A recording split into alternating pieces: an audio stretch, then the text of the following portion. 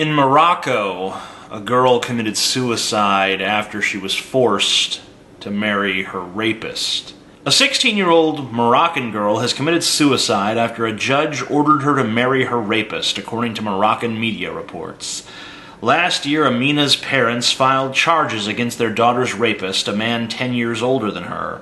But it was only recently that a judge in the northern city of Tangier decided that instead of punishing him, the two must be married. Traumatized by the painful experience of rape, Amina decided to end her life by consuming rat poison in the house of her husband's family, according to the Moroccan daily Al Masai. Yeah, the article says, traumatized by the painful experience of rape, Amina decided to end her life by consuming rat poison in the house of her husband's family. I take a few issues with that. First of all, it wasn't the rape that traumatized her into committing suicide, because she'd lived with that for a year.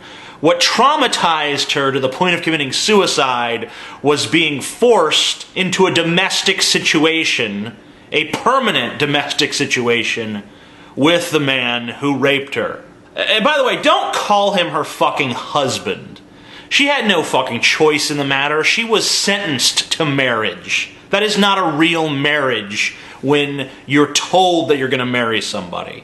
I know that probably upsets a lot of people in the world with arranged marriages, but so fucking be it.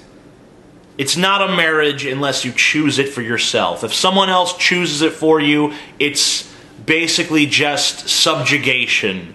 That's all it is. It's a form of fucking slavery. It's soft slavery. And in the case of a girl being married off to her rapist, it just is outright fucking slavery. And this is from Morocco, a supposedly modernized Muslim nation. You know, this notion that rape victims should be forced to marry their rapist is pretty archaic. You can find it in the Bible. I don't think there's anything outright condoning that in the Quran, but nevertheless, it is part of that culture. And, you know, it actually is quite progressive of Morocco that they just made her marry him, because in a lot of Muslim countries, they would have just killed her for not screaming loud enough and allowing herself to be defiled by her rapist. So I guess she's lucky she wasn't killed by the state, even if, hey, it amounted to the same thing in the end, right? Meanwhile, in Mexico, transgender activist Agnes Torres found dead in Puebla, Mexico. The coroner reported that Agnes Torres Sulca, 28, had her neck slashed and her body showed burn marks indicating she had been tortured, according to Mexico news site procesco.com.mx. It is presumed to have been a hate crime, the website reported. I don't understand this at all. You know, I was once someone that really didn't understand what transgender was all about.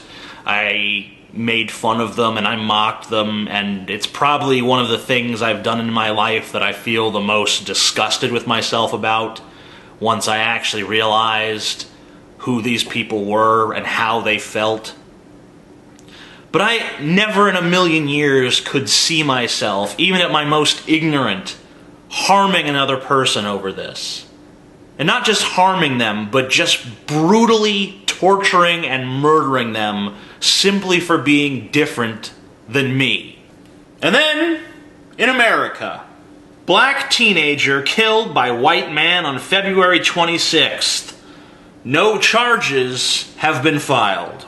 Trayvon Martin, an unarmed African-American teenager, was shot and killed in a gated community in Florida late last month by a white neighborhood watch captain, according to police. But the watch captain, George Zimmerman, a 28-year-old college student who has admitted to police that he shot the young man, still walks free, and Martin's family is pleading for answers and demanding justice. At this point, there are more questions than answers in the young man's death, but this much is known. Martin was packing little more than a bag of candy and a canned iced tea on the night he was killed. So basically, George Zimmerman was a white guy with a gun patrolling the neighborhood, and Trayvon Martin was a black teenager walking home with Skittles in his pocket for his younger brother and an iced tea for himself. And George Zimmerman shot Trayvon Martin, and George Zimmerman is free to go. I mean, he claims self-defense. What? Self-defense against what? Was Trayvon going to throw the tea at him? Was he going to open the pack of Skittles and fling them one by one at George Zimmerman? Is George Zimmerman allergic to Skittles? Deathly allergic? Is he going to fucking die if the Skittles touch him? How is there any case for self-defense here? I mean, basically, what the police are saying by not filing charges, by not arresting George Zimmerman, is, well, you know, the kid should have known better than to be black in a gated community in fucking racist-ass Florida. You know, I'm 27 years old, and in 10 years, I'm going to be 37 years old. And if I die of a heart attack at 37, it will be my fault.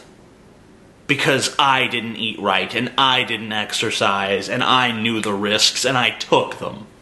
But for Amina and Agnes and Trayvon, they didn't die because they were stupid. They didn't die because of anything they did wrong. They died because the world is a piece of shit. They died because humanity, as a collective, can't get its fucking shit together. I mean, let's fucking recap here. We've landed on the moon. I know there's some conspiracy theories like, no, we didn't. Okay, fine. Even just pretending the moon landing didn't happen, even though it fucking did. What about this? What about this thing? Well, you know what this is? You say, oh, it's an iPhone, it's a pretentious faggy, blah, blah, blah. No, this is information I can carry around. Entire libraries of information in my fucking pocket. We can create and maintain trade networks large enough to feed billions of people, to enrich billions of people with goods and services that would have blown the minds of people living 200 fucking years ago. We have mapped our genome. We've unraveled the riddles of biodiversity. We know what stars are made of. We have split the fucking atom.